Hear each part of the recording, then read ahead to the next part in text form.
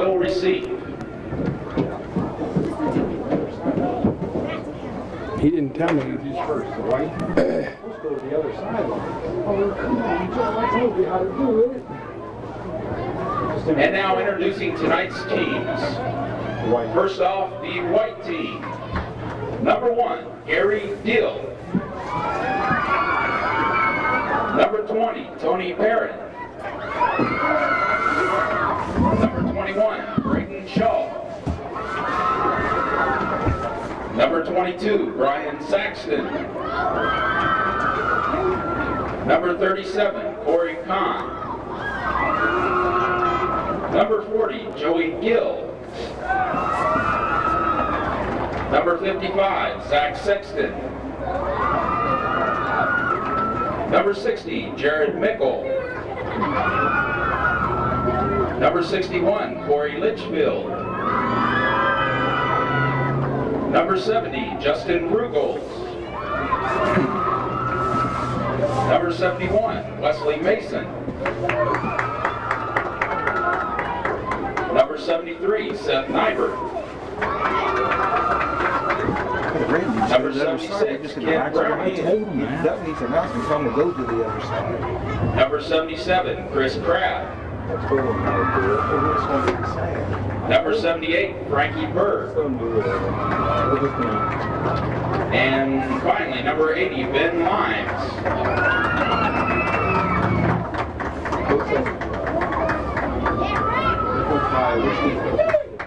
And now the red team.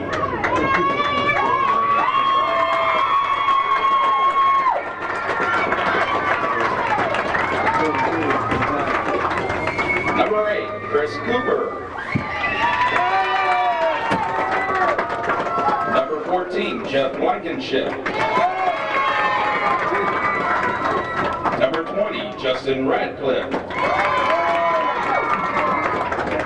Number 21, Mark Colvin. Number 23, Kyle McClellan.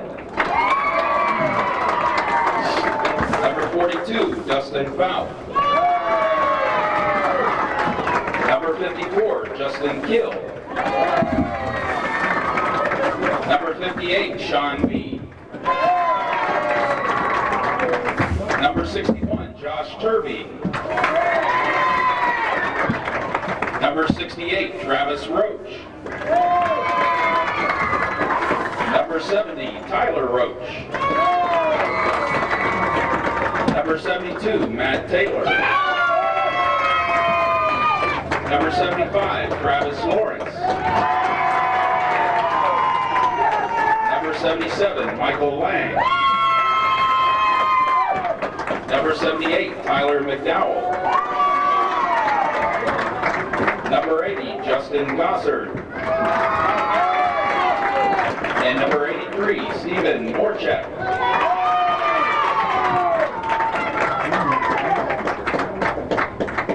And there you have the lineup for the 1998 Halloween Bowl. You have Gary McNeil here with Keith Smith once again, as we've traditionally done for the last 2 or 3 years. We want to welcome you to a nice, beautiful evening. Nice turnout. Getting ready for this big ball game. Like I said, I'll have Keith Smith with me tonight once again. Keith, welcome aboard. Hi, Gary. Okay. Well, we got a beautiful night for football out here. Tonight's teams representing the Eagles are Don Beatty, Darrell Pruitt, and Gary Dill. For the Lions, coaches Clayton Burke and Spence Gibson. Representing the Redskins is Chris Clark. And for the Bears, Joe Sexton, Jason Cunningham, and Leo Perrin. For the Panthers, Joe Henry and Travis Butts, John Henry and Ben Gaston. Let's give them a big round of applause for their help. And we have the coaches and the representatives. How many teams do you have this year, Keith? Gary, we've had 5 teams this year. What we've done for this big ball game tonight is we've grabbed all the 6th graders off of each team, and we divided them up into an all-star type format. The teams have had 1 week to practice, so we've actually had the Bears and the Eagles will be playing on the white team tonight, and the red team is made up of members of the Lions, the Redskins, and the Panthers. I see. So everybody out there is a 6th grader. Yeah, everybody out there is a 6th grader tonight. Okay. Yeah, well, I'm going to depend. You know most of the kids. I haven't been to only a couple games, and you're going to know most of the kids a lot better than I am, so I'm going to depend on you for a lot of support here tonight. Well, I'm pretty excited here tonight, Gary. I tell you what, it's great for these kids to have a chance to play underneath the lights. This is their special night as 6th graders out of our London Area Boys Football League. And this will be their last game before they graduate into junior high. Yep, hopefully all these kids will be going on to junior highs. We've got kids that will be attending West Jefferson, London, and Madison Plains junior high programs next year. You mean to tell me we're putting kids in West Jefferson? Yes, we are. Oh, we got a young man playing tonight on the red team, Mr. Keel.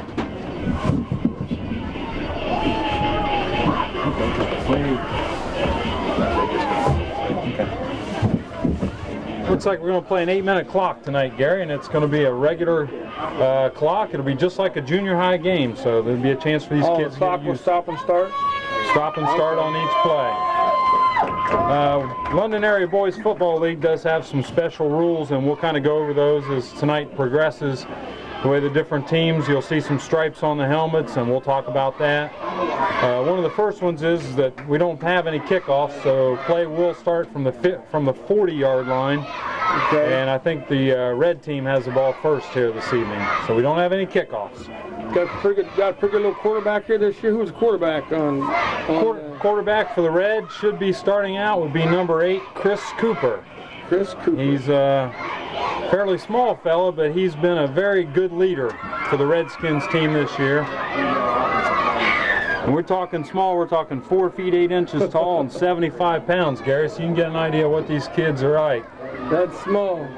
You got some pretty good sized kids out there too, though. I'm see some go well over 100 pounds. Yeah, the stripers, the center for the Redskins is about 180 pounds. I know the left tackle for the Redskins is Justin Keel, who'll be on to West Jefferson. He's 196 pounds as a 6th grader, and he doesn't have a whole lot of fat on him. He's a ball player. Carl, if you get a chance, give me a shot of one of the helmets with the stripers, the one with 2 stripes, a close-up of the helmet. And the ones with 2 stripes are down linemen, right? Yeah, the 2 stripes are down linemen. Each side's allowed to use 4 at a time in the ball field tonight. Let's get ready to rumble. Looks like the red team's set in a full house backfield, and we've got a penalty to start off. And we're starting it off with a penalty. The red team is really blessed tonight with some outstanding speed in the backfield. They've got running tailback, be number 80, Justin Gossard, who's extremely quick.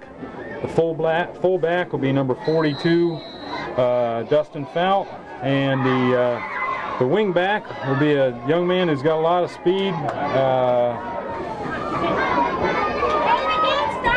Do we know what that penalty was for? That was illegal motion. Got a quick handoff here. You careful some that speed there. Guess who that runner was? Like number 22, the tailback, Saxton on the tackle. And 22, your ball carrier was? Do you have a 22 on the red team? 22 made the tackle there, Saxton. Okay. The ball carrier was Gossard on the play. Looks like we do have a player down, which looks like Gary Dill, the monster back on the white team. Number 1 Gary Dill and number 22 Brian Saxton. There's an injury on the play. Gary will be running tailback for the white team, so they're going to need him back pretty quick. Yeah. Let's hope everything's okay with him. He took a pretty good snack there. Looks like Gary Dill's back up. Looks like maybe got a little bruise. Hopefully he'll be able to bounce back real quick for the white team. Walking off in his own strength, so that's a good sign. Play will bring up 2nd down and 11. Who's that announcer? He's got kind of an odd voice. Sounds. That'd be Doug Huff. Is that would Doug be the Huff public address announcer tonight. You'll hear his voice quite a bit. Yes. Like the red team's going to line up in their full house backfield. Chris Cooper under center. Up. Hand off to fullback. That looks like number 42, Dustin Fout. Dustin Fout, number 42, Dustin Fout on the carry. Dustin played quarterback and running back on the Panthers this year. Zach Sexton made that tackle that time. There's quite a few Sextons in this town, so we'll probably be going through Sextons for a few more years. We had one game this year where we had 3 sets of cousins playing against each other, so it was a pretty interesting ball game. I bet. Got a pretty fair crowd on this side. So I got third down and about 9. Cooper under center. They look for a little pass here. Go pitch back to Gossard, who's extremely fast, but I don't think he's going to get away. He's still trying. It's like 22 Brian Saxton. It's like 22 Brian Saxton made the play. Stood him up, brought him down.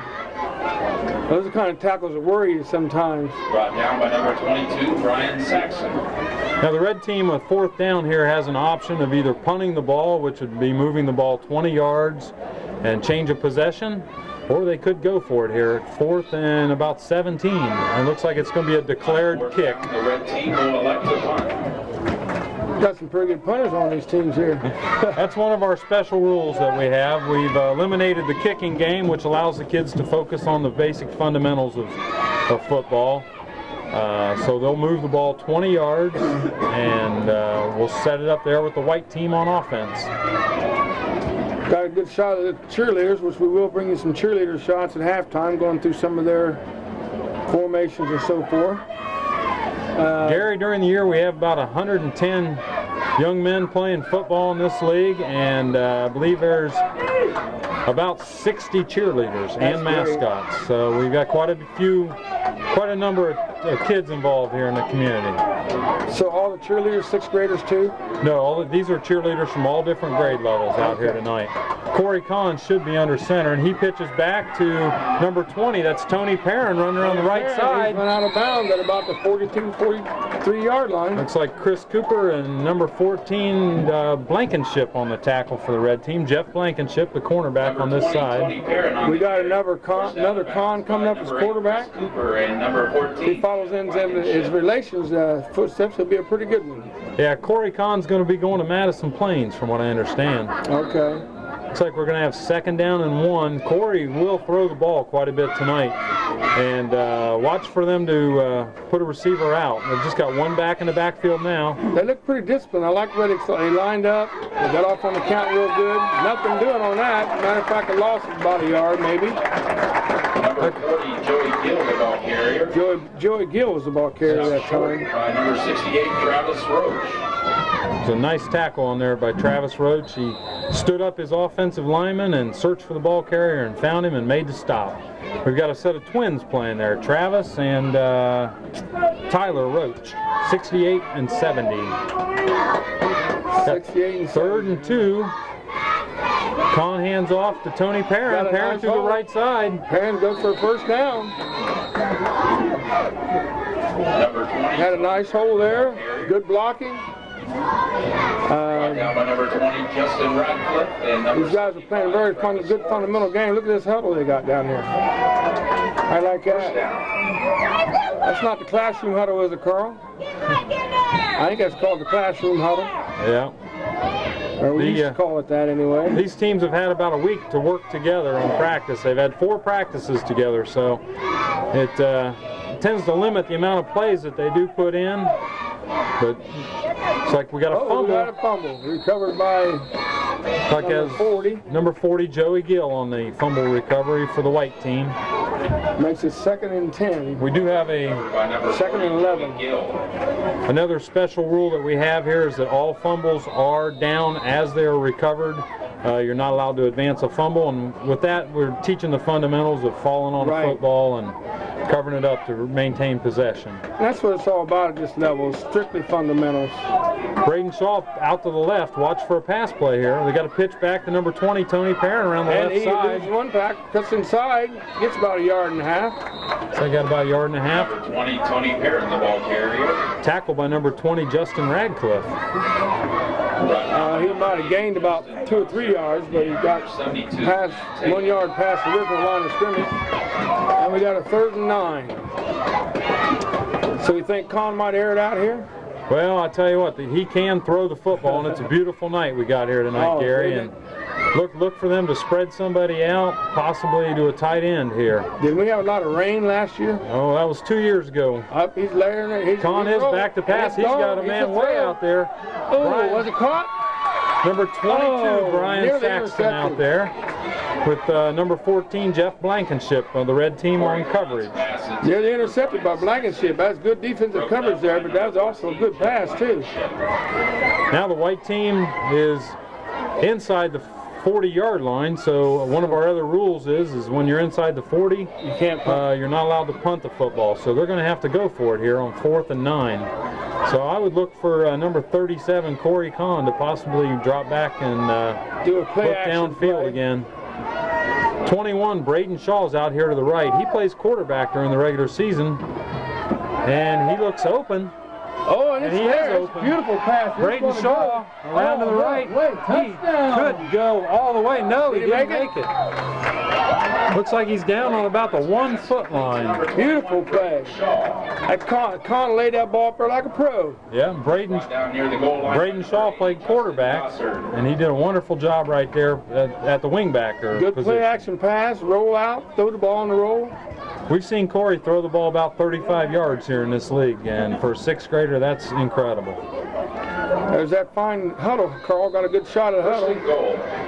And our biggest defender, the pole. I'd look for him here to possibly power the ball to Joey Gill, the fullback. A little bit wider, Carl. I'd look for number 40 there, possibly. There you go. Looks like Tony Perrin going in for the touchdown. Touchdown, hand white off team. to the tailback. Now, do they go for extra point or what? Our special rules on this, Gary, is that they have an option. They can either go for 1 point, which is 1 point would be from the hash mark, which is the 3.5-yard line, or they can go for 2 points, which would be from the 5-yard line. Okay. So looks like here they're going from the hash, so they're going to be setting it up for a 1-point try here. And have a score of 6-0 right now with the white team on top. Corey Kahn back, and looks like he's handed off to his tailback, and no room Nothing there. doing there, so we get... The red team plays very good defense here to stop the try. Score of 6-0. The white team scores on first possession of all they score.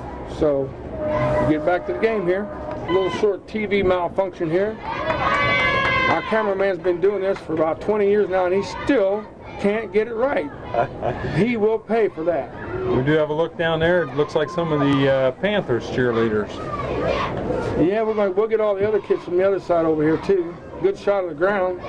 At halftime, we'll have an opportunity to introduce the cheerleaders and have them do a cheer if we can get some cooperation from everybody. Yeah, that'd be great. It's always fun. Reds got their 2nd possession of the ball game tonight. Good Lord, there's cheerleaders galore down there. I didn't know we had that many. Where we're at, we're kind of at a disadvantage. We can only see a certain portion of the field. Cooper under center. No, that's fouled under center. We got a fumble, and the white team's down on it. Recovers it. Who was down on that recovery? It looked like that might have been 30. It might have been 37, Corey Kahn. The white team, they'll take over possession at the 35-yard line. That's true with these games. Corey Kahn plays defensive end. A lot of these players play both directions, and Corey Kahn did a nice job there pouncing on the ball. And that's what you're going to find out a lot in this area. If you got 3 or 4 pretty outstanding athletes, they'll practically dominate the game. You don't really have to have 11 to really have a good team, but you want all 11 to be good. It's like a pitch back to number 20, Tony Perrin, who's been their workhorse tonight. Nothing doing. Nice tackle by number 58. Perrin the ball carry. Caught in the backfield, and Perrin's down for a minute. Good tackle there. We have a timeout for injury timeout. Sean Mead made a nice tackle there. While we got this timeout, we want to get a shot of the other side, Carl, there if we could. Put Cooper on. Pick up some of the fans. You're right, Coach. And we got You're gonna get flogged. some parents being a little vocal down there. I'm sure you can probably hear them. We've got a fairly nice crowd tonight, Gary. We've had in the past some much larger crowds for this ball game. It's a little cold this evening, and there was a home game last night. So. Yeah. And if you can slide right down, I don't know if you can pick up anything down front or not, Carl. If not, we'll take a break. Well, injury timeout here. Remind you once again, we have Keith Smith, and him and I only work together about once a year, so I think he does a really good job. I'm learning a lot this year. Oh, we're trying to have fun up here, Gary, and we appreciate you doing the ball game for us tonight. It's a pleasure always for you guys to come help us out. We enjoy it. Thanks, Carl. As long as I keep him happy, we can make it work. And there he goes off on his own power, number 20. That's Tony Perrin, who's been the workhorse tonight for the white team in the tailback position. He's been with us for 3 years in the program, and he's a hard little football player. And once again, we got to stress the size of some of these kids. These are, I think Tony might weigh 80 pounds soaking wet. Yeah. So, they're not the biggest kids out there, but they're going to grow, and they're going to grow into some pretty good football players. 85 pounds for Tony Perrin. Okay.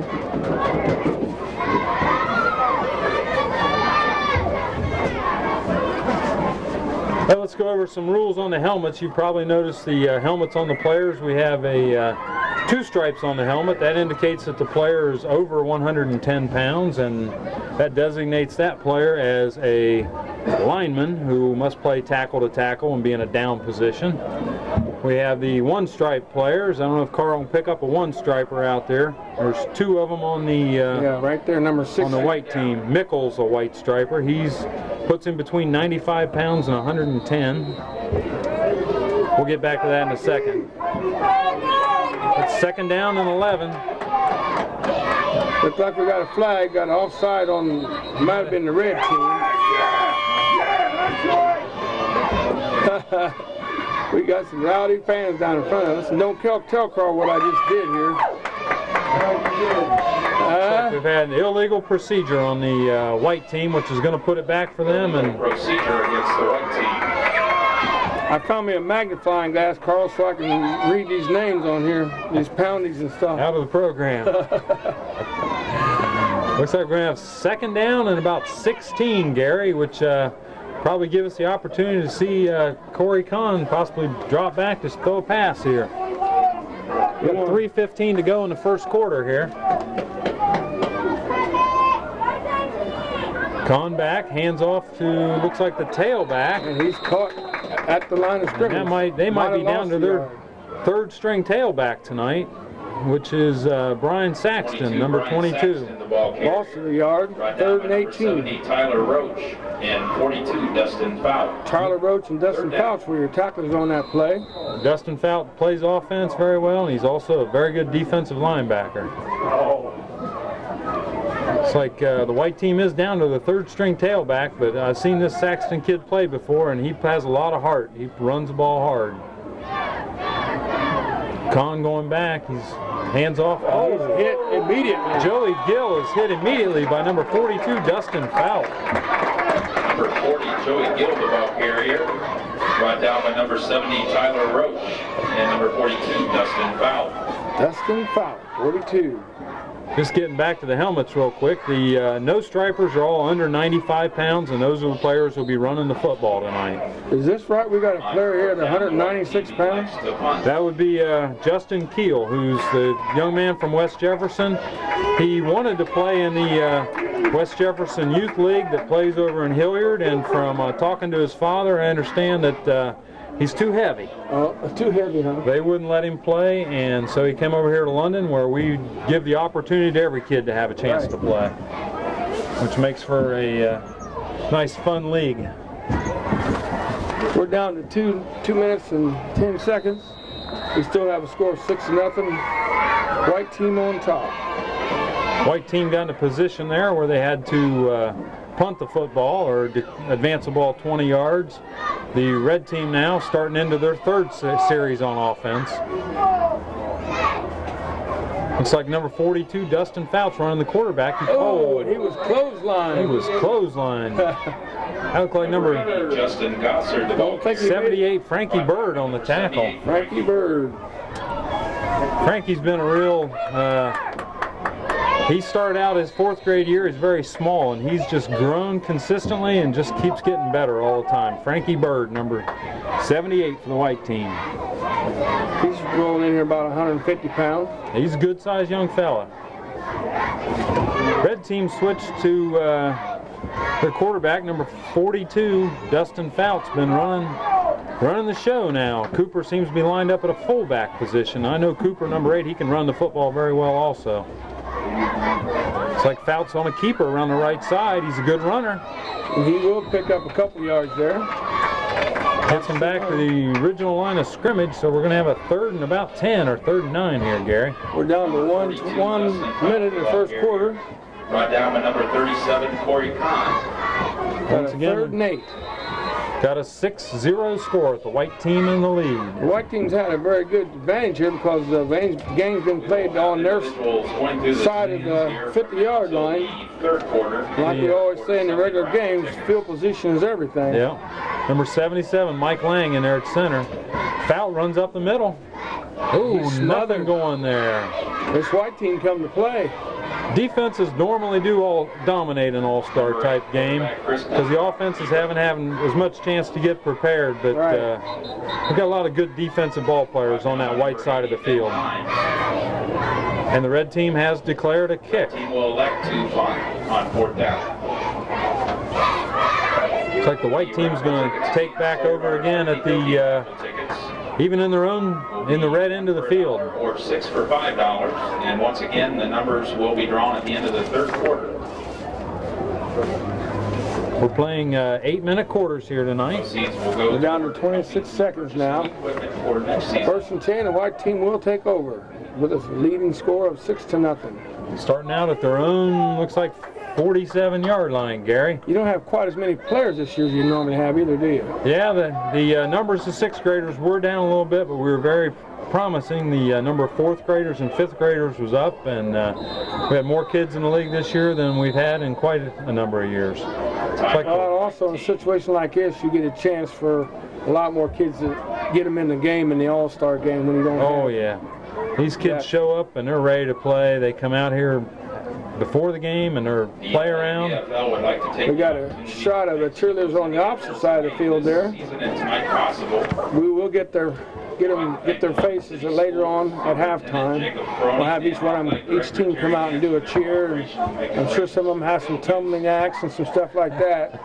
And this is a good thing for them. These girls work very hard, and they start well into the summer getting ready for this, and they have tryouts, and of course they have to get their uniforms. It's quite a commitment to be a cheerleader in this. Some nice looking uniforms too. Some of the uniforms look better than some of the high school uniforms. And we would like to thank Phil Ballinger and Charles Ballinger for their help with tonight's lights and scoreboard. Like Wesley Mason is the center here for the white team.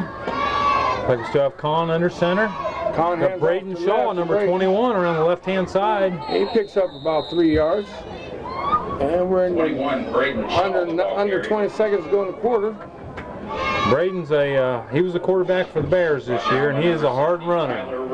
And switching to tailback for him, I don't think it's any problem. He was the one that almost caught that touchdown pass down, took him down to the 1 there, so he's showing his versatility tonight. That's the end of our first quarter. At the end of 1 quarter, we have a score of 6-0. The white team on top via a pass from Kahn. Our score, the white team 6, the red team 0. So stick around, folks. There's a lot more to come. Carl, were you able to get any of the fans down in front of you? Yeah, we're getting nothing but the backs of their heads. Maybe at halftime I can get them to turn around and wave at the camera, because I really think it's important that we let the parents know that we really appreciate them bringing their kids and supporting their kids and doing the right things as parents. American Legion Post number 105. MTCO Industries. People don't realize how much something like this keeps a lot of kids out of the jails and penitentiaries and stuff. Well, I'll tell you, football's very good. I like to see kids involved in organized sports. It's, I see the soccer programs here in town are growing. I think that's wonderful. I think the baseball programs are growing. I think it's just wonderful that we got so many youth around town involved in sports, because it's a great way to keep them busy and keep them out of trouble, Gary. So we're getting ready to start the second quarter. Carl, how are we doing on time over there quarter-wise? We can run down some of the linemen here. Of course, linemen never get much credit in this kind of a ball game. Okay. Let's run down some of the white linemen there. We've got Wes Mason running at center. Looks like Justin Ruggles at the left guard. I can't catch a number on the right guard. Mostly stripers on the line there for the Pitch out from Con. He's Parents. to the right. That looked like number Tony Perrin going around. Tony there. Perrin, number 20. Perrin, the ball carrier, brought down by number 42, Dustin Fowler. He's been the workhorse tonight. It's unfortunate. Number 1, Gary Dill, who was assigned to be the starting tailback tonight, he seems to be trying to walk it off on the other sidelines. He got hurt on the first play of the game on defense. I'm sure he wants back in there pretty bad, too. Oh, yeah. We call Gary, his nickname's Bubba, and everybody knows Bubba in this league, and he loves to play the game. Bubba. And hopefully we'll get to see him back here in the second half. I remember Bubba Smith was pretty tough. 3rd and 8, Con under center. We could see a pass here. He's going back to pass. He's got protection. He's got number 21 over there, Mark Colvin, on the sideline. How much difference is the size of their ball as compared to a regular ball? We play with a youth football, and it's some of the kids do have a little trouble throwing it, but it is a youth ball, and as they grow, they'll start using larger footballs as they go. The reason I asked that because I was watching Con roll out there, and he's more or less just had the ball in one hand, and it's like he's handling it like a baseball. Yeah, he's got a lot of experience. Big hands, or whether he just. He's got a lot of experience throwing the football, so. We're down to 7-13. Looks like we got a declared kick. The red team should be taking over on offense. Declared tick, huh? Declared kick. Let's see if we catch some of their linemen. I know that we should have on the red team, I think number 77, Michael Lang, is at center. I think we got Justin Keel, number 54, at left tackle.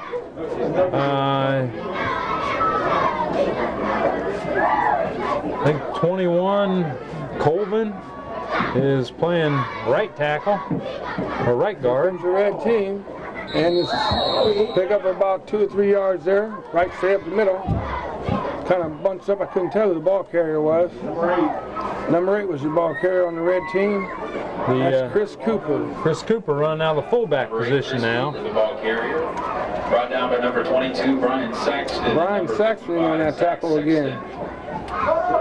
Looks like the red team's got one of the Roach boys in there, number 68. Be Travis in there running one of the tackles. I see Josh Turvey in there. He's lined up at a tight end position.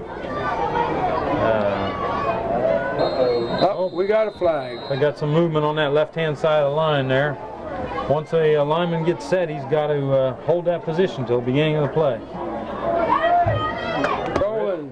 Red team's going to have second and about 12. Without handing off and stuffed. Tell you what, this white team is not giving up anything as far as yardage. They are playing good defense. Their defense is really playing tough. Tripped up in the backfield by number 16, Jared McCoy. If the Gossard kid is able to get outside, I'll tell you what, he's got some breakaway speed. I don't know if they got anybody on the white team that can catch him, but you might see them try to work the ball to him and out to get him past the ends there. How's the parents conducted themselves so far this year? Pretty good? We haven't. Be honest now. We haven't had any fights. We got a pass out to Justin Radcliffe, number 20, and he's running backwards. Yeah. Corey nowhere to Kahn. go. Corey Kahn, number 37, there on the tackle. Number 20, Justin He didn't have anywhere to go but backwards. was brought down by number 37, Corey Kahn. The ball, the defender was on him. Same time he caught the ball, he tried to make a turn. Number 20, Justin Radcliffe, does have a lot of speed, so what they're trying to do is get the ball to the outside and try to take advantage of some of that speed that they have. Looks like the red team's going to have to declare a punt. Probably the best way to do that in their situation would be to roll out and give him the ball and let him take the ball from instead of waiting for a pass. And that's a good punt there. What, about 20-yard punt? That would be a 20-yard punt, Yeah, Gary. That's good. So the white team's going to go back on offense again, and they got time here to make another strike. Got 5:23 left in the second quarter here tonight. Beautiful Von Kennel Field. Do you have very high-scoring games? A lot of our games are fairly low. We did have one game this year that got pretty high. We normally see some pretty hard-fought football, a lot of running, a lot of good fundamental football. There's Kahn out to pass. Good pass, good number catch. 20, Tony Perrin out there. Tony don't want to go down. He's jersey. hit. Chris Cooper out there on the first hit. I don't think he gained anything. He's hit behind the line of scrimmage. Looks like Tony And we got Perrin's another going to be player down now. These again. kids are hitting Chris now. Cooper and number 20, Justin Radcliffe. Injury timeout. Going to have the gained about a yard on that one, so we're going to have second down and 9. We're down to 5 minutes, 10 seconds to go in the second quarter. White team's got 2 receivers out to the right, so look for another pass real quick here. Hand off to Gill, the fullback. He's brought down by number 77, Michael Lang there on a nice tackle. Mike plays the nose guard position. That might have been 72 Matt Taylor. I'm not sure. Matt was a first-year player this year, and third and 8. really came into his own there. That was Gill. Gill ran.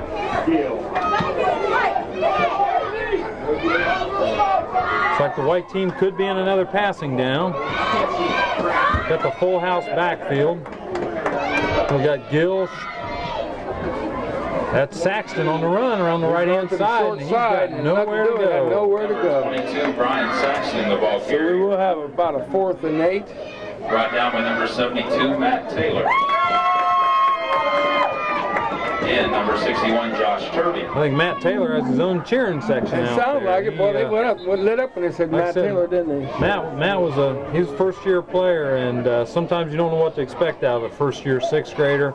But he come right in and took the football like he'd been playing it for a long time. I see we're going to have another punt. Getting a good average tonight. You have a Mark Colvin, a pretty small kid playing guard, is it? Yeah, we were going to talk about Mark Colvin real quick. He's the red team, with the way that they have to have 4 two-stripers on a field. You need to have a small guy play the line to complement your offensive line, and the red team was having a hard time finding somebody that wanted to step in and do that, and Mark Colvin, who is every bit of 4 feet 7 inches tall and 85 pounds, volunteered to go in there and play offensive line, and he's going to line up against some defensive tackles that are twice his size out there. But he's willing to go in there for the team and make that commitment. So That's good. Watch number 21 on the offensive line. He's not afraid of anybody. He'll go in there and block them, and it's all technique. To all the fans in attendance. And that's what the basic game is technique. Yeah. Something to eat or something. We need a break. On over and support our Red team back lined up. They've got a long way to go to get this ball game tied up here. 1st and 10 on about the 22-yard line. We got 4 minutes and 11 seconds left. Looks like a fullback. And we got dive. a fumble. Couldn't quite figure out who did have the ball there. Maybe that was Well, he 42 handed it foul. off, and then he pulled it back out and handed it off to another person, and that's when the fumble occurred. Maybe a little bit too much trickery there. Maybe Yeah. just get the handoff there. Little play action there. Yeah. 2nd down and 9. Somehow they got a yard out of it. Yep. See if we can catch some of the defensive line there for the white team. Kind of hard to see some of them. 77 Chris Crabb in there. Looks like 78 Frankie Bird. Looks like Dustin Fowl Roll pitches out back to the right. to Got a good Gossard. block. He cuts it back inside. Gossard's got some speed. Oh, and he was tripped up. Oh, number 78 Frankie Bird kind of made a backhanded tackle there. He did a wonderful job getting his hand out there. He looked like he got by that one. He had some room. That's a long way to go for a touchdown, too. Those Yep. little short legs. But I tell you what, they've got some kids in that backfield that do have breakaway speed, Gary. And but the white team is playing excellent defense tonight. Like I said, Krabby in there and Bird, defensive end Kahn. This white team is spread out all over the whole field. Look for the defense on the right side. Yep. You suppose he'd sit out there for a blitz? I think Give him a shot card where that he's coming in now. We had a kid out on the white team was almost to the sidelines on defense. Nobody out there. Coaches try to set up the defenses to teach the kids the proper lineup, and we don't normally see too many men in motion or anything, but sometimes the defensive backs, need to be out there to cover that side of the field. See how far he in is case of a run. Looks like we got a handoff to number 8, Chris Cooper back there, running at the out of the running back position. Would that by any chance be one of Boo Cooper's boys? Yes, I believe that would be the grandson of Ron Cooper, Cooper, who used to be the police chief here in town. And I'm sure he's a hard nose then. oh, I tell you what, the Cooper kid is a ball player. And we got another punt. Team's going to have another opportunity here, Gary, to possibly put another score on there. It's 6-0 right now, the white team. Looks like Kahn under center. He's back on a roll. That looks like a busted play. And It did, didn't it? number 23, Kyle McClellan Come in up with there. it. Oh, we did have a fumble. Red team comes up with it, number 77. 77, Michael Lang in there on the recovery. Fumble on the play is recovered by the red team's number 72, Taylor. Red might Michael in style. See how his pants are fitting him, or is that? He's up number 77. Carl, give me a shot of number 77. That's a lot of these players like to use duct tape to hold their Oh, pants is that up. what it is? Yeah. Number 77 on the red, yeah. I think Mike might be growing so fast he kind of grew out of Growing his right out pants of 'em, there. But he is a football player. He's not worried about his Oh, pants. that's right.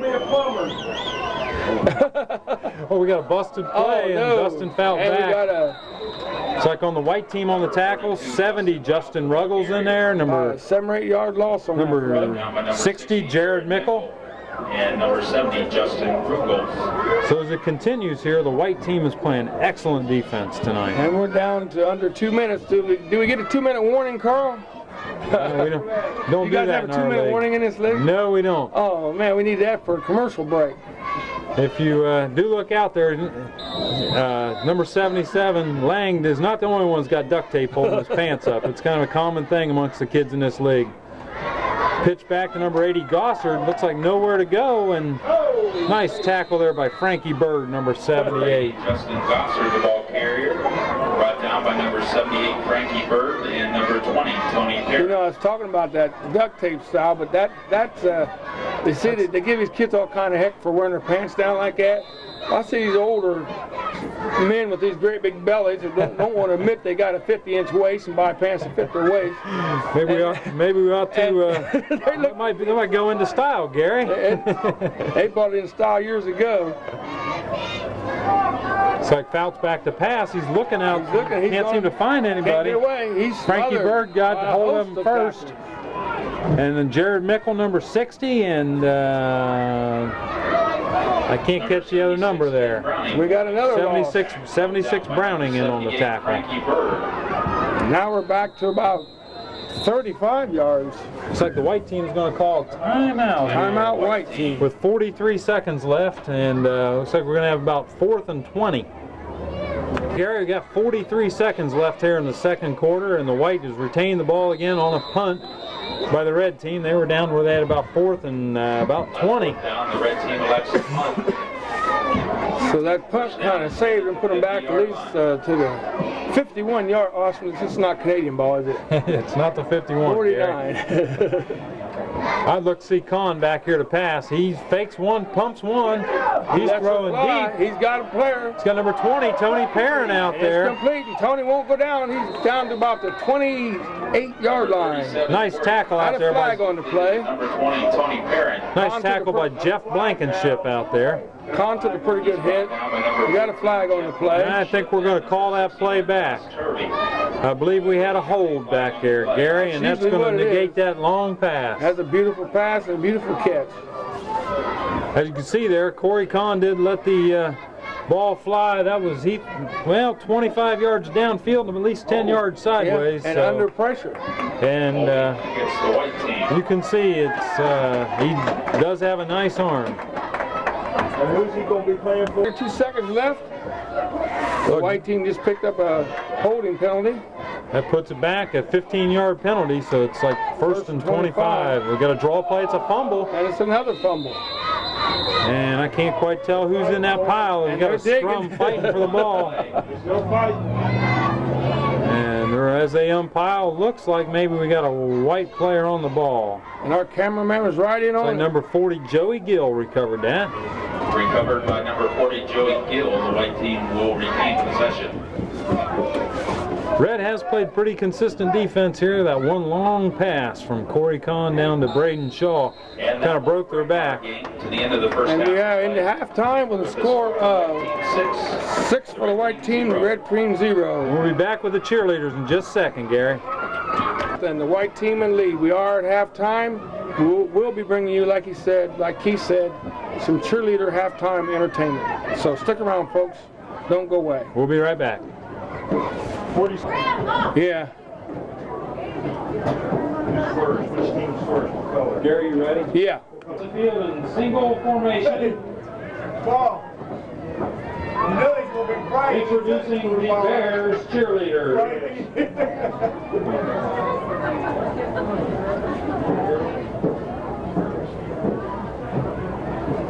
See if you can get them to come right down the 50-yard line. We're going to have you come on across the field. The Bears cheerleaders. Morgan Campbell. Aaron Day. Jenny Douglas. Kelly Ellers. Janelle Perrin. Aaron Rolston. Rachel Rolfus. Holly Smith. Brianna White. Jenny White, their mascot Olivia Campbell, their advisor Misty Campbell. Let's give a cheer, girls.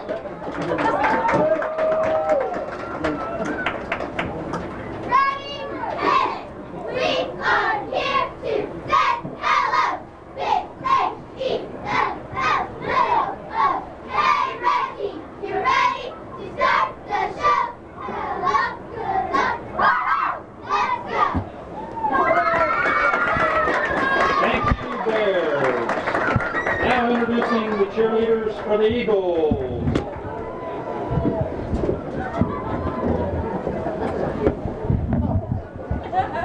Cassandra Payne, Cheyenne Gillespie, Danielle Miller, Alyssa Parrish, Cassie Easterday, Heather Bartholow, Marlene Flannery, Jennifer Reeves, Megan Cawley, Abby Dodds, the mascot Adriana Powell, and their advisors tonight, Marcy Cawley and Tina Fields. Let's have a cheer, girls.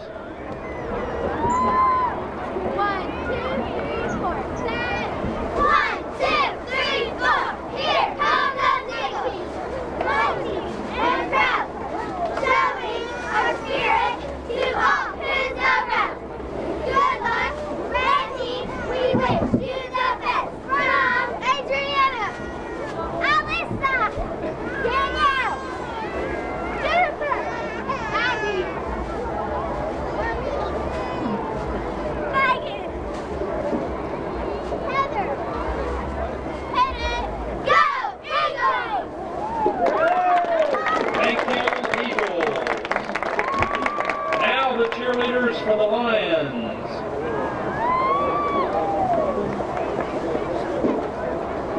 Jessica Alshire, Kylie Buchanan, Jennifer Burns, Caitlin Cornell, Crystal Dickon, Elisa Johnson, Ashley Rayburn, Elizabeth Roby, Amy Sherman, Whitney Snyder, mascot Chelsea Sexton, our advisors Teresa Buchanan and Cindy Sexton. Let's have a cheer. Hello, ready? Okay. The mighty Lions are here to say hello and good luck as the day. Hit it, good luck, Brad. We didn't hear that enough. Listen, Caitlin, Kylie, Amy, Jennifer. I love this. Lions say hello. Yep. And good luck. Thank you, Lions. Now the cheerleaders for the Panthers. Standing in the huddle. Yeah. Alexandria Baldwin, Sierra Fout, Jody Holtshoot, Katie Means, Jessica Ray, April Sanders, Saunders, Samantha DeLong, Sarah Green, Jessica Imes, Victoria Nelson, the mascot is Renell Kaufman, the advisors Sharon Nelson and Pam Ray. Let's give a cheer. Hi, hello, and how do you do? We are the mighty kids to say hello to you. From April, Alexandria, Sierra, Jessica, Katie, Victoria, Judy, Sarah, Jessica. Good luck. Let's go. Thank you, Panthers. Cheerleaders for the Redskins. Brittany Robinson. Caitlin Anders. Jordan Shoemaker. Tiffany Brock. Joy Hammond. Nancy Howard. Kaylin Dominguez. Mindy Morris. Katie Daniels. Danielle Lang.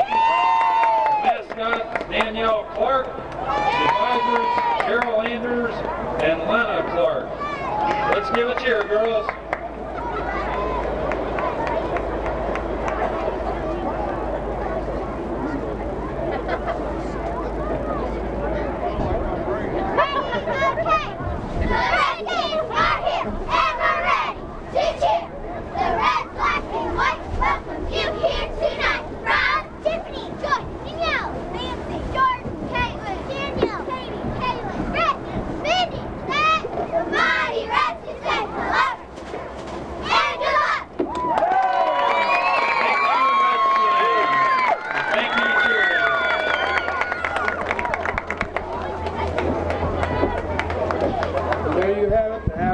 Show. The cheerleaders doing a fine job, and thanks to the parents and the teachers and the ones who are coaching these cheerleaders, are doing a fine job with them. Without them, this can't come about.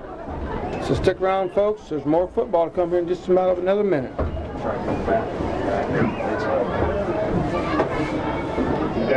Once again with Keith Smith after a nice halftime entertainment from the cheerleaders. Yeah. We have a score of 6-0. It's like the white team's going right back the offense right away, and that's number 20, Tony Perrin, coming around the left-hand side. He makes a pickup about 5 yards, 4 yards. Tackled by number 20, Justin Radcliffe. Make it about 2nd and 6. Brought down by number 20, Justin Radcliffe. Look for the white team to continue to pound out the ball to their tailback, Tony Perrin, and probably the fullback, number 40, Joey Gill. And occasionally throw a little pass in there from Corey Kahn out to probably Braden Shaw or It's been a very much defensive-minded game so far, except for one big play. It's like Gary Dill's back in the game, a wide receiver. Had a fumble there, and Kahn recovers his own fumble. Fumble on the play. A little miscommunication looked like between the center and the quarterback. It's good to see number 1, Gary Dill, back in for the white team. He's been lining up at wide receiver. He was the one that was hurt on the first play of the ball game on defense. So far we don't have any bad injuries. No, everything's been real good so far.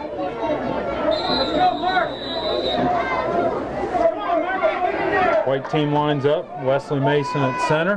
Corey Kahn at quarterback. Gill at... It's like possibly might have somebody line up in the neutral zone there, Gary. And this level, if you line up, if you're in the neutral zone, if your head is across the ball, it's an automatic penalty. And looks like maybe the Redskins have been whistled for a 5-yard penalty. Penalty is signaled against the red team. It's actually called encroachment or illegal procedure. Yeah, I have a habit of just calling what I see. I don't use all those big terminology because the older people who don't know them, they know exactly what I'm saying. If when you they watch hear the games on Sundays in the pros, the defense is allowed to jump back. Corey Kahn throws the ball out to Gary Dill, number 1, and just misses him. Corey Kahn's pass intended for number 1 Gary Dill falls incomplete. It's like we had number 83, Steve Morsick, out there on coverage. Number 83, Morsick. Going to bring up a 4th down and about 2, looks like. And looks like the white team might go for the field position and declare a kick, but they have declared a kick, Gary. Get the ball down in defensive territory, in the enemy territory. 20-yard punt, and the white team maintains very good field possession during this ball game tonight. Red team just needs to break it out somehow or other. Very good defense by the white tonight. I know you was telling me they had one kid who was pretty quick. Number 80, Justin Gossard. I think he's got the speed to break it. And number 20, Justin Radcliffe's got the speed to get outside too. But that might be why that defender's staying out wide there. They're sitting there expecting him to come out there. Got 3 in the backfield now. Cooper or Fout, that's Cooper, the quarterback, runs straight ahead. They've been switching back and forth between number 8, Chris Cooper, and number 42, Dustin Fout, at quarterback tonight. Zach Sexton had a nice tackle for the white team there. You got to be aware of that quarterback because they just bump the center and they take off before anybody else is even ready to play. It's kind of the old quarterback sneak, except it's good for a couple yards every time in this league if you're not careful. He picked up 4 that time. It's 2nd and 6.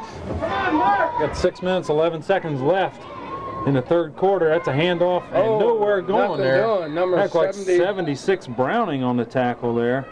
Ken Browning had a nice stack. Number 42, Dustin Fout, the ball carrier. It's real hard for a defensive tackle to fight off his block and then to have the presence to look up and find. And these are some of the fundamentals that we're trying to teach in this league. Try to teach a kid how to play. I'm hearing some of these names too, and I'm hearing some of these kids got some roots in this game. They got little heritage coming up. Oh, there's a lot of kids here that have families around London that have played the game. It's like the red team wanted to run a sweep to the right with Fout, but they've been called, looks like possibly a procedure penalty against the red, which means they could have lined up improperly or somebody might have jumped, Gary. I noticed they're running that play to the right, and I think that might be a good ploy by the white defense to keep the kid out there because they're seeing him out there and they're not running that way. You gotta watch that. You gotta watch that reverse, and that's It's like Gary Dill's now checked back into the game on defense as a safety for the white team. And we got a timeout white. I think the white team was a little confused as to who was playing where. I think they had too many men on the field, actually. Yeah, there's 12, I think. I run out of fingers after a little while, Gary, and I can't quite figure all that out, and I got my boots on tonight, keep them on, please. Yeah, they had 12. They just got a player going off. So we got a little short timeout as Carl picks up some of the action down here at the sideline. The cheerleaders on the other side kind of get the raw deal on this situation because they always have our back to us so far away. You can see down there, I think he's got a shot of the red team. See if we can pick up some of the coaches there with his back to us in the red. Ben Gaston, looks like, and Travis Butts there in the green. They've been helping out with the Panthers all year, and they've been a steady assistance tonight to Joe Henry, who's the head coach of the red team tonight. Gary McNeil for filming tonight's game. It will be showing throughout this week on our local cable station. Well, Gary got the red team lined up. Looks like Cooper's back in at quarterback with McClellan at fullback. Looks like they're running a similar power. It looks like a pass. Oh, he's out there. It looked like it was caught. It does look like it's caught. That'd be 61 Josh Turvey out there. Cooper's pass completed to number 61. We had a 3rd and 9. He didn't make enough to make the first down. Watch the red team start to break open some offense here. 4th and 1. Do we punt? Turvey's been lined up at a tight end all night, and it looks like that time they split him out into a receiver position. So maybe look for the red team to start opening up their offense here and a chance to try to get back in this ball game. Referee's timeout for a measurement. Oh, they're going to call for a measurement, Carl. Be right on that. Be the ball. Be the ball. Let them do it like they did down at Jonathan Alden, pick the ball up and take it over to the chains. They did do that. I could not believe I've seen sometimes these head official, the official crews get a little messed up.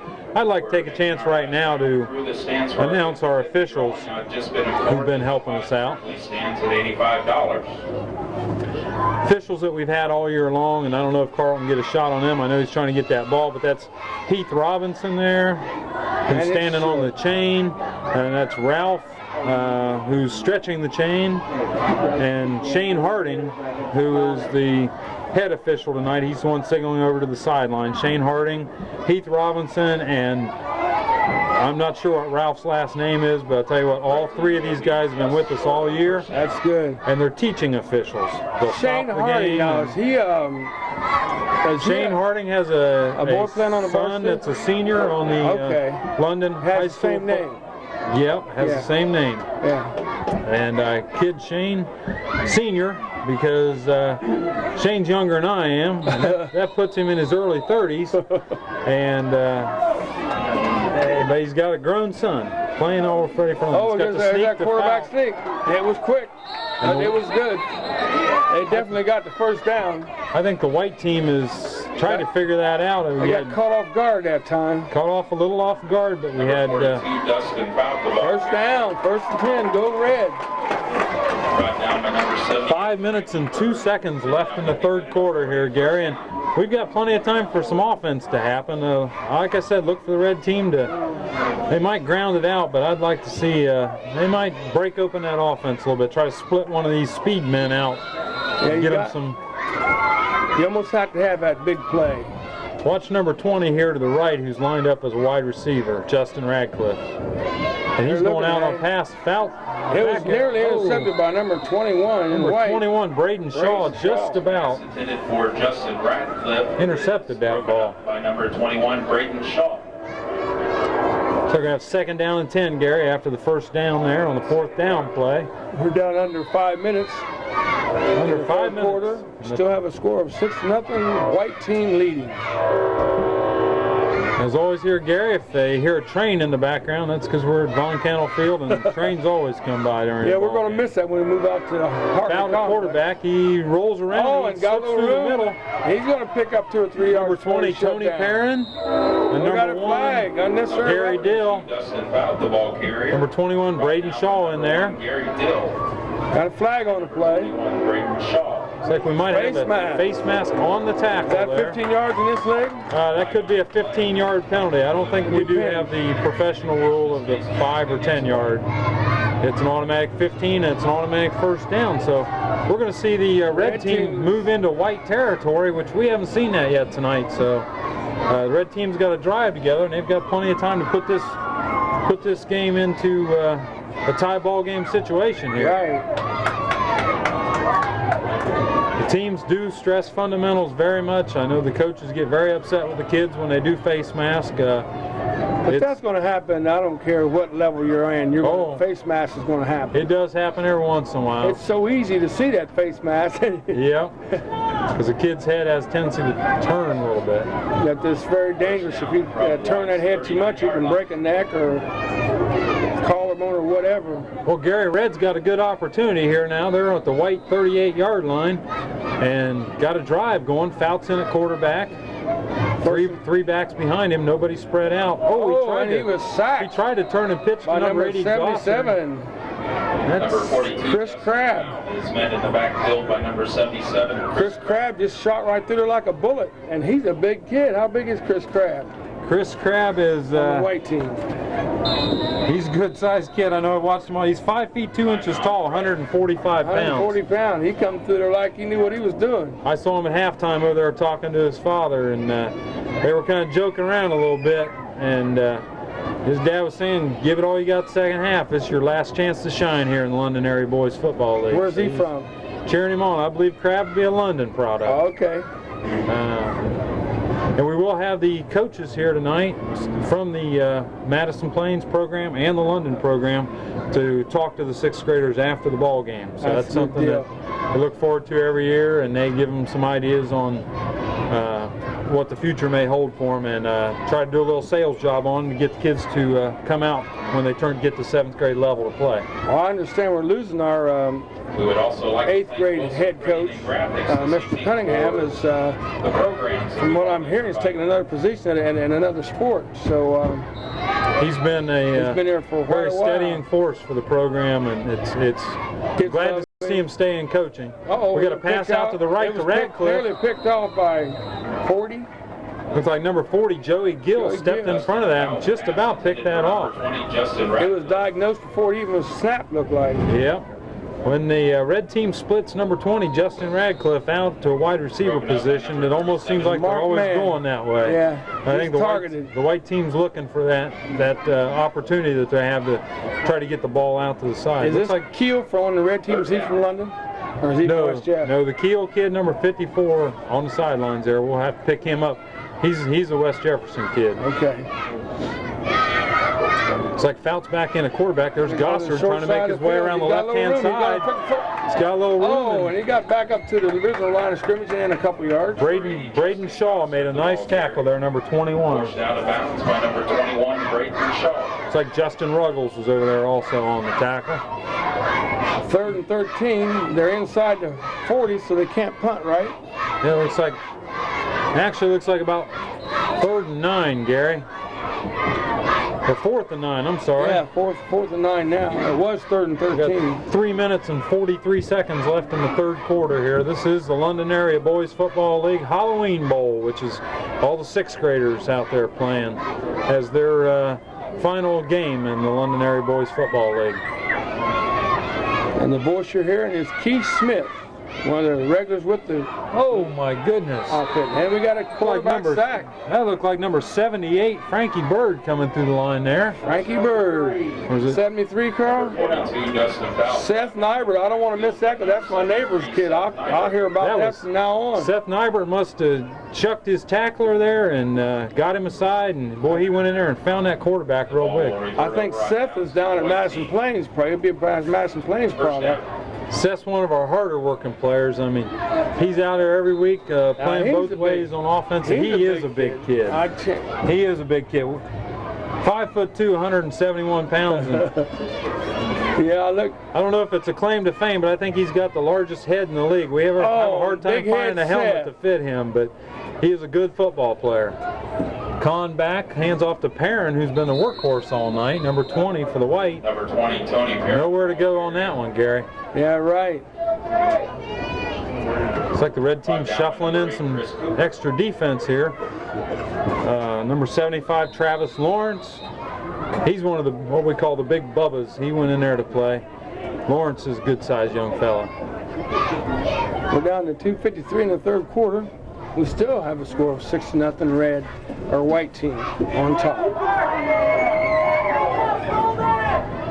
White's back, Con's under quarterback. As always, they got a full house backfield.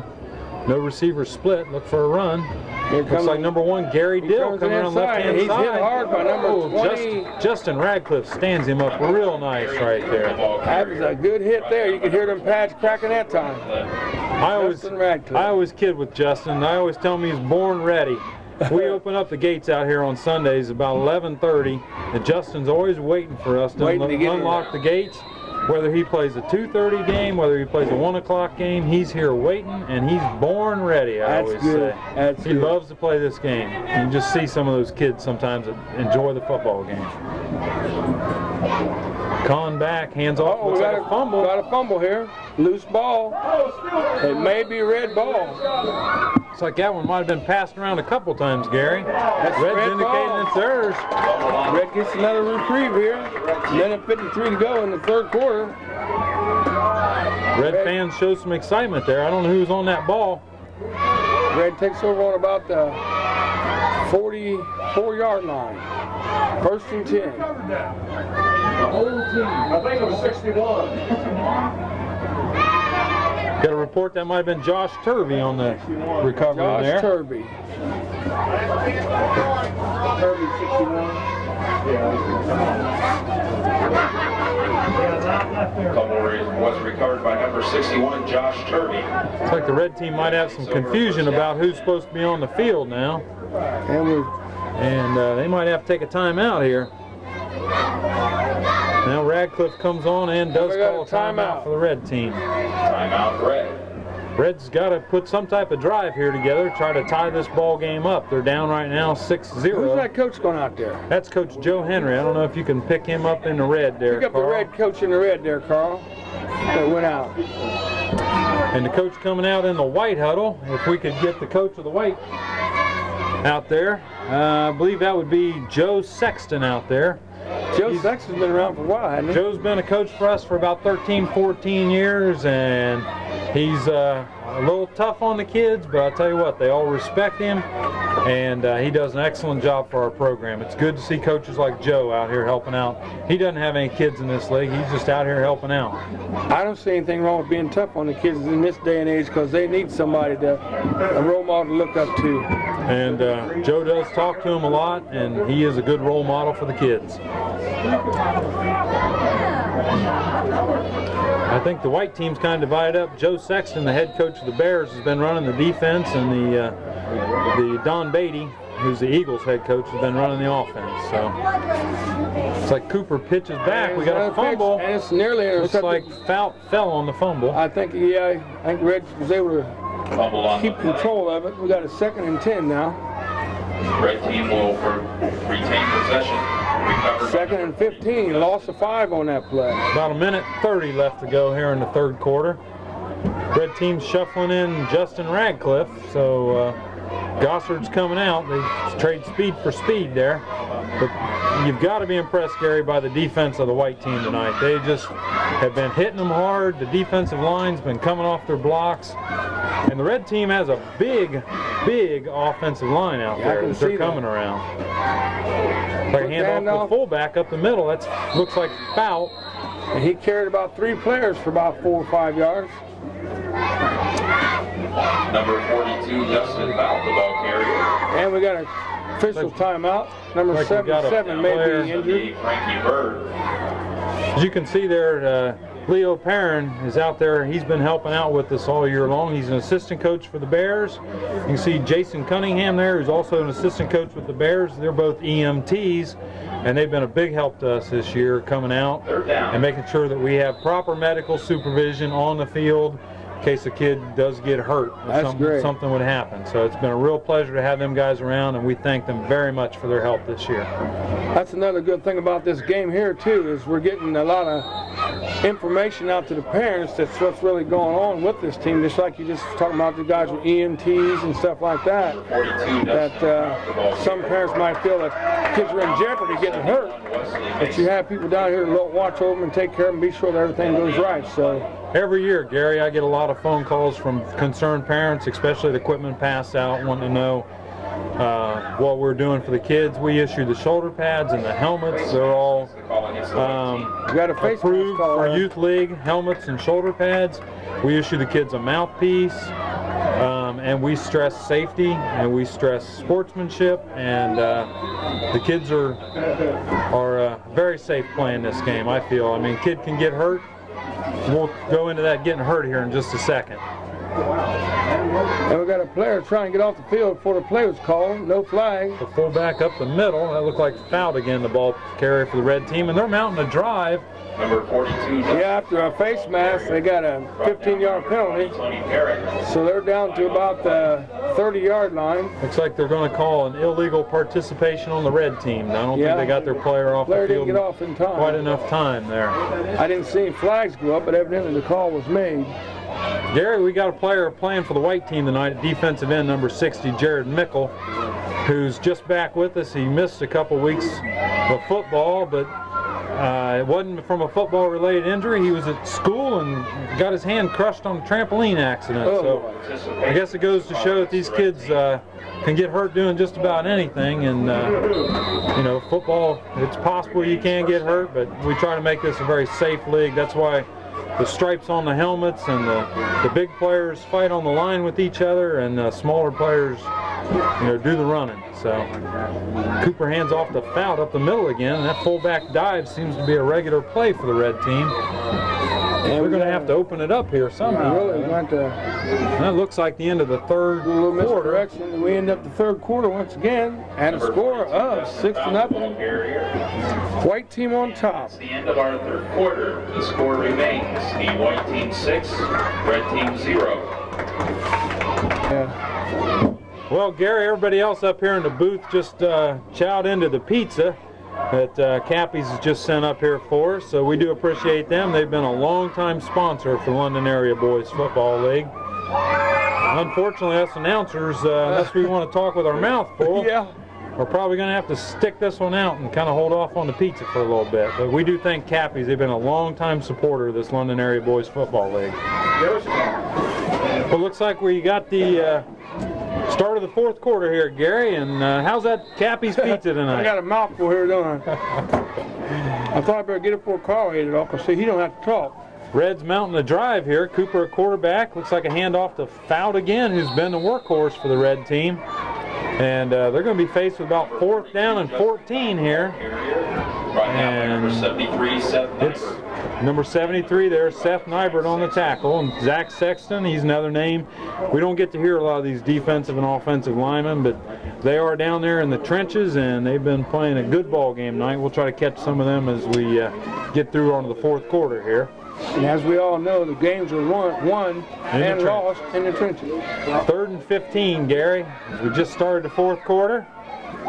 Cooper under center. Look for some little razzle-dazzle here, maybe. Pitch to Fout around the left-hand That's side. a good one, and he's had smothered by a host of tackles. Nice tackle by number 55, Zach Sexton. Carrier, brought down by number 76, Ken Browning. 76, Ken Browning on the tackle.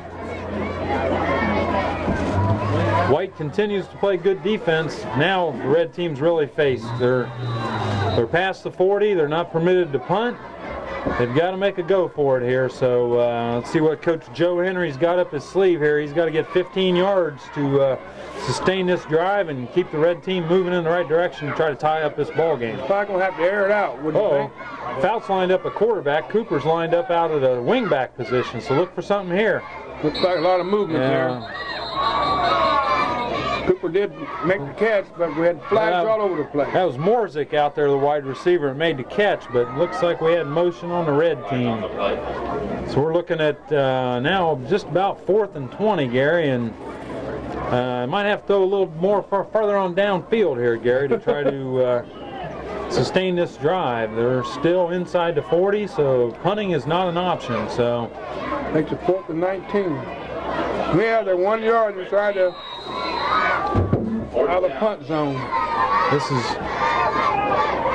Hope they got another penalty on. If they get another penalty, would they be allowed to punt? I think we'd have to leave that one up to the officials, Gary. I'm not sure exactly what our call Or would if be they get on another that. penalty, the other team would have the option of not. Yeah, they could decline. That might be a possibility. After the game, we will be handing out pictures as well as collecting equipment somewhere near the locker room area. Well, Gary, it looks like we've got the same coaches back out there. I don't know what Coach Joe Henry's going to have up his sleeve here. He's been another very good coach for us. It's his first year. He's been the head coach of the Panthers and finished him into a 2nd place finish this year. That's great. Joe works down at Madison Landmark, and I've talked to his bosses and told him what a young, wonderful person he is and how great it is that he's helping out, and they're real proud of him. And so Madison Landmark, we thank you for letting Joe Henry have a little extra time off to help out with our league. You can't thank them enough because they don't have to do that. Oh yeah, they Get got good people like that. practice on Saturdays and stuff, and I know they got business to run, but I'd look for Radcliffe stretched out here to the left. Cooper's in a quarterback. We got a pitch to Fout. Fout's going to pass. He's gonna There's be nobody intercepted. out there. Looks like Gary Big Dill, ball. number 1. Gary Dill's headed around the right-hand side. There's Cooper with a tackle. 45-yard line. Number 42, Dustin Fouts, pass intended for number 20, Justin Radcliffe. I tell you what, Gary Dill, By Gary Dill. I mean, he's 4 feet 9 inches tall and 80 pounds.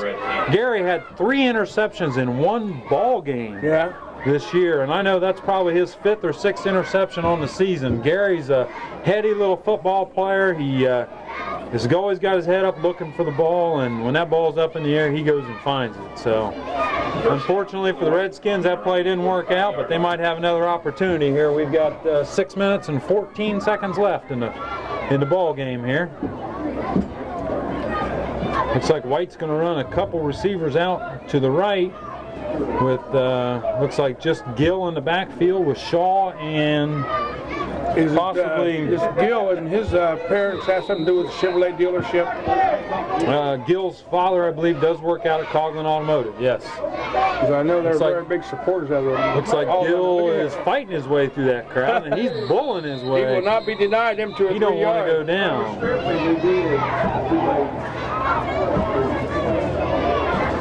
Number 40, Joey Gill, the ball carrier. Look like 54, Justin Keel on the tackle. Down by number 21. Kind of really almost a wrestling match there, not necessarily a tackle, so they had to drag him down. So, but we've had a good ball game here tonight, and once again I'd like to thank Gary McNeil and Carl King for coming out and helping us broadcast this. Hope you enjoy it. It's like about 2nd down and 7 for the White team. Gill in the backfield, nobody split out to the sides. McQuan is back to pass. He's looking out for number 1, Gary Dill. Oh, Gary's wide open. It's beautiful. He's going. What a show. Say on TV he could go all the way, and he did. Go all the way. It's good to see Gary Dill come back out after being hurt on the first play of the ball game. And did you see that pass? I mean, it was laid out there like a... Corey Kahn threw that ball a good 25, 30 yards in the air, and that would be a 55-yard touchdown play there. And boy, they don't map them out any prettier than that. Gary got behind the defense, and Corey laid it out there for him. And I don't know if he was able to catch it on TV. Gary turned around a couple times and did manage to land that ball. So excellent athletic skills out there. It's good to see these kids. I noticed Kahn was rolling to his left and still able to get that pass off. That was a beautiful throw. It's like the White team is going to go for 1 from the hash mark. Kahn under center. Probably look for a handoff to Gill. Looks like a pitch right to Perrin possibly. Number 20 going around in. He's got his shirt. No, he didn't quite make it. But close. That looks like it's going to put the score at 12 for the White, 0 for the Red. With the way White's been playing defense, could be a long night for the Red. And after a touchdown by the White team, they were denied the extra point. We have a score of 12-0. White team on top, and we're down to the 5-minute mark. Looks like we might have. We don't actually name a player of the game here, but we have seen Corey Kahn. He's thrown for at least 100 yards tonight because he has had 2 very large pass plays. One to Braden Shaw, one to Gary Dill. Of course, another possible player of the game would be Gary Dill. He set up that touchdown with the interception. Yeah, he's getting behind the receiver, the defenders. Look like Boston receiver there. David Boston. I think he might be about 2 feet shorter than David Boston, so. but he's out there playing. Talked to Gary, and he was kidding around. He might not play 7th grade football because he thinks he's a little bit too small, but we've seen that happen in the past. But we got an awful lot of kids that's going to soccer. And we've done some soccer games recently, and I'll tell you what, that soccer, it's coming on. It's turned into a pretty good game, pretty good sport. It's something positive for Madison Plains fans. If they can keep those kids in the ball game, Corey Kahn to Gary Dill might be a long-time combination for Madison Plains down there if both kids continue to play football for the programs. And I'm going to talk to both of them, see if we can get them here in London. Now, no recruiting, Gary. That's just not proper. Well, you know, Plains is open enrollment now. Oh, yeah, that's right. So you can go there from anywhere. Looks like we might have some confusion on the field. I'm not sure exactly what's going on. I don't think it has anything to do with the 50-50 ticket winner tonight, but maybe it was one of the officials. No, the 50 ticket. She's up here now collecting her bread. Miss Malone. Okay, looks like we got everything worked out. It's like First and 10. Cooper's back under center. And it's like Dustin Fout running off tackle to the left-hand side. He's running behind some of those big linemen out there. Right behind Matt Taylor, number 75, a tackle out on that side. You ever had anybody try to sneak an illegal back in there? Number 42. No, no, they pretty much understand the rules, and you put a 140-pound kid in at running back, 50-50 raffle. you'll know it. You'll spot it real quick. Winner of $103. Thank you, Sean. Shauna Malone's $103 richer tonight. It's like Cooper's back under center. The red team's going to have to get some razzle-dazzle here to see if they can get some points on the board. It's a pitch out to Fout around the left side, being chased down and rode down by number 60, Jared Mickle. And there's a little help there. That's a young man I talked about that had a broken hand, and he's back out there playing tonight. Just had the cast off just a couple days ago. Yeah, I know you said that. Braden Shaw come up limping a little bit. Had Mickle's release from the pocket. Bringing up third and about 12, Gary. The red team has got to mount some offense here. It's like Fout lined up a tailback. Cooper back. Oh, Radcliffe was going to go around the right-hand side, and he fumbled the football. The white team ball is down because he's ready to run again with it. The white defense, led by Sexton and Bird, they've just Coleman trying to make that run. They've been just all over the football field tonight. Browning, a lot of good football players out there. Mickles had a fine football game. Looks like we're going to have a little timeout. Yep, we're down under the 3.5-minute mark, and we have a score of 12-0. White team on top. Both of them were pass plays. Red elects to punt on 4th down. Oh, that's what we got. We got a punt going on. One thing about these kids, they're consistent in their punting. And you know, they don't punt. Well, I think they punt in junior high, but they don't kick off.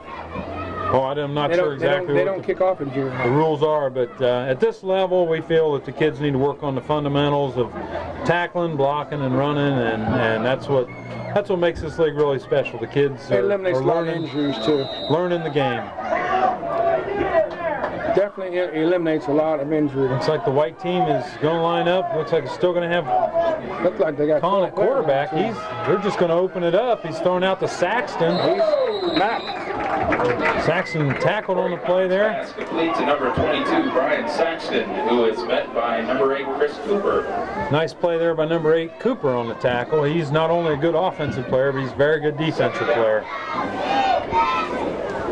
So we're going to have about 2nd and 8. Second and 8. You're right on the money. We're down to 3 minutes to go in this contest. Roll the clock. Still might see the white team go ahead and try to showcase a little bit of Corey Kahn's throwing ability here. Got nothing to lose. Now's the time to do it. Hand off to Tony Perrin. Tony's had a nice ball game tonight. You notice these kids are trying to strip the ball. He's been the workhorse. I think we're going to have a little piling on penalty there on the red team. We don't want to see anybody get hurt here. These officials are very conscious of that, and they will flag the kids very quick for any kind of play like that. And you're talking about kids, they can get down like this and they don't see a chance to win. They can get frustrated and start doing a few things that to kind of get back at the other team, which is only normal. It doesn't make them a bad kid. It's just normal to want to retaliate. That's where the good coaching and the good parenting comes in. Yeah. That looks like that's going to be a 15-yard penalty for a personal foul on the red. That's going to be an automatic first down. Ball against the red. And we could see the white team drive down for one last score here. They're leading 12-0 in this 1998 London Area Boys Football League Halloween Bowl. Probably look for Kahn to air one out, huh? Like to see the arm one more time. White has first down and 10 from the red 35-yard line. See if we can give some credit to some of these white team linemen who's been doing such a good job all night. There goes Kahn. Cooper on a naked bootleg around the left-hand side. He jukes He's on. got some room. He's got some room.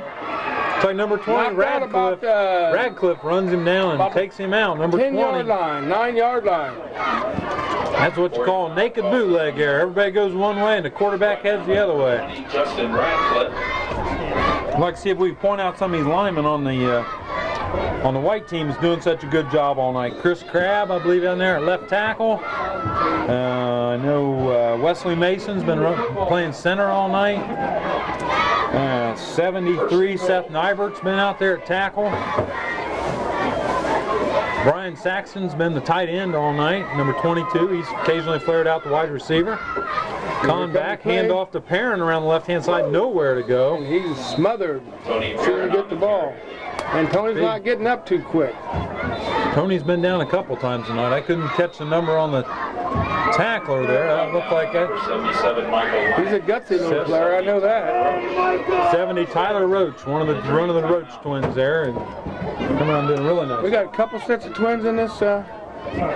Just the Roach twins, actually. Oh, okay. Other than that, we got a lot of cousins and lots of brothers, and in the league we have quite a few sets of cousins. So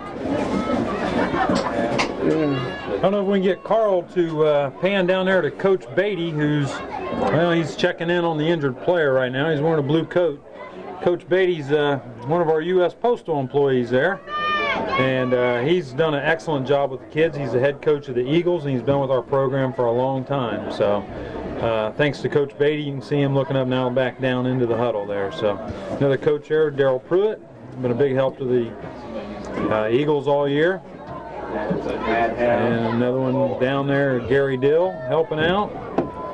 So you just can't say enough about these coaches. You can't say enough about any of these people. It's just involved. Anytime you're helping kids, you're definitely doing something good. So main things we hang in here. We had this program quite a few years back, and it fell off by the wayside. I'm really glad to see it another group get together and bring this program. You got to give a lot of program to Tom Wilson, Bill Blazer, Dave Mabe, Jeff Stanforth. I know I'm going to leave somebody out, but you look back over the years about the people that's helped out. Go back to a guy named Dick Minner, who was really big. Dick Minner, I think, started this program out. I think it goes back when his kids were small, and I know his kids are all grown Dick's now. Old. He's old. Don't say that, Gary. Oh, he is old. He graduated with me. He's old. Dick was a pretty good athlete himself. Carl, how we looking on time? 1:32:26. Okay, I keep Keith talking here. We'll just eat up the whole tape. Well, I can't talk too much. I've been working on this Cappy's pizza up here, so. Yeah, I want to thank Cappy. This is the first time we've got fed at the London ball game. We got to get on it while we can. Let me see if I can work on some of our sponsors here and see if we can get them out on the airwaves.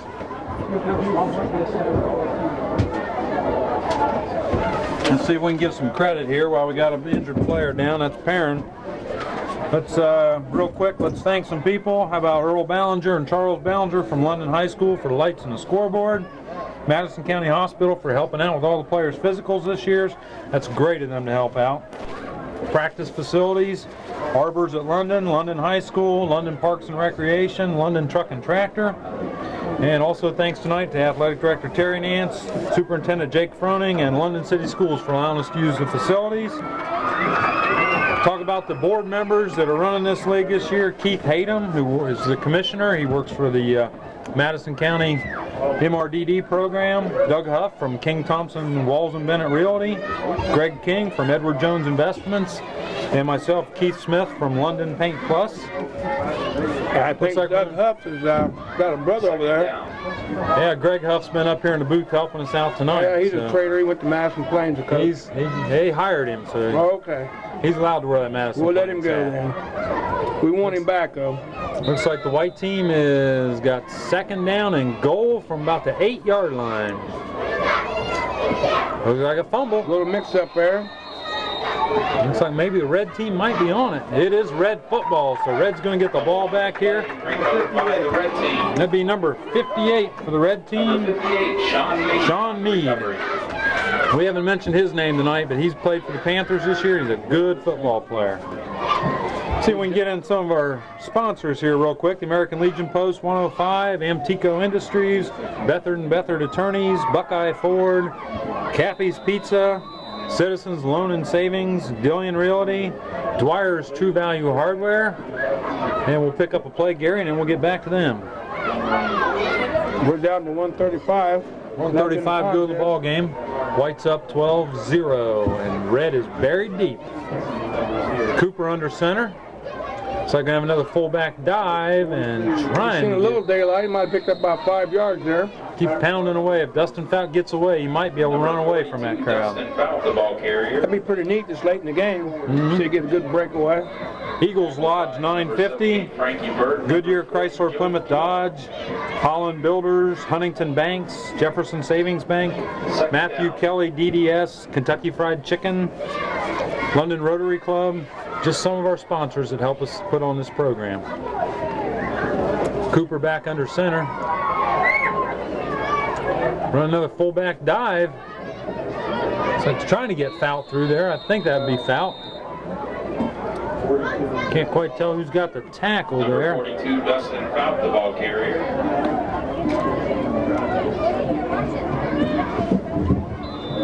Down to 39 seconds to go in the ball game, Gary. Justin Rugels. Time's running off a lot quicker than I thought it was. 3rd and 3. McDonald's of London, National City Bank, Nelson and Ball Heating, Plumbing, Cooling, Peters Photography. Cooper back under center. Going back to the fullback again. Fout. That's probably just about going to wrap up this ball game. Real quick, Stanley Electric, Sims Construction, Tanner Mathewson Hansgen Attorneys, Tri-Green Equipment, and Peters Photography. So, and looks like we're going to have one more play here.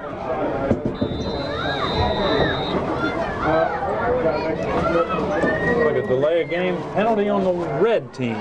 We got 10 seconds to go in the contest. And Gary McNeil with a mouthful of pizza.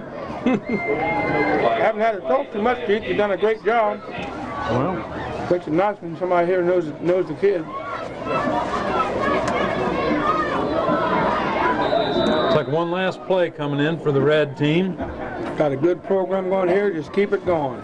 Well, we try our best. A lot of thanks goes to the coaches. They're the ones that really make it happen. I encourage all you parents out there, if you got a kid that's in the 4th, 5th, or 6th grade and you got any interest at all in football, this is a great way to learn the game and to keep the kids active. It's the last play of the game. That might have been a handoff to Radcliffe. And the countdown, we got 2 seconds. We got a timeout. Dustin Fout on the carry, brought down for number 16. Oh, I got to move the chain. And number 16, Jared Nickel. 2 seconds left, Gary. It looks like the white team's going to get the ball back for one more play on the change of possession.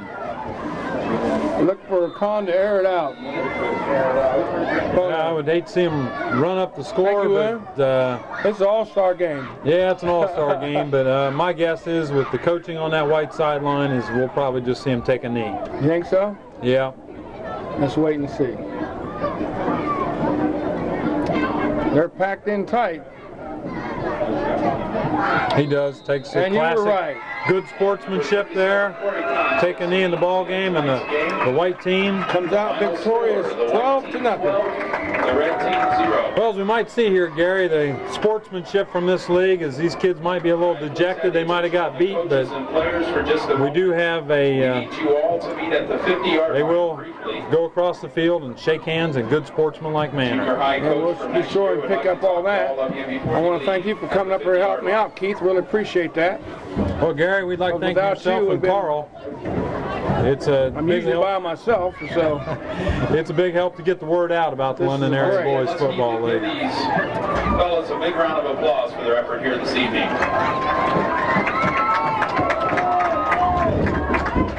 there we go. The big sportsmanlike conduct move. It's great. These kids all get to keep their jerseys when they're 6th graders. Oh, is that right? We buy these jerseys for them, put their name on the back, and that's something they can hold on to forever. That's So, great.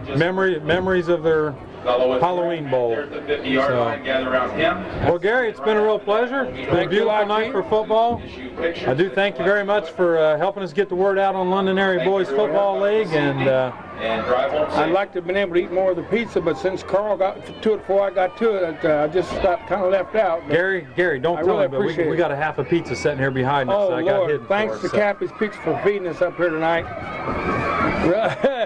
We just got attacked. Oh, no, the biggest man in the booth, there's nothing we can do with him. Greg Huff. Throw him out the window. Oh, is that Doug? Yeah, right the first time. Throw him out the window. Other than that, it's been a great night for football. We want to thank everybody for watching, and we'll try our best to have it on both channels running all week, so keep your eyes peeled. This is Gary McNeil. This is Keith Smith. Saying good night, see ya, wouldn't want to be ya.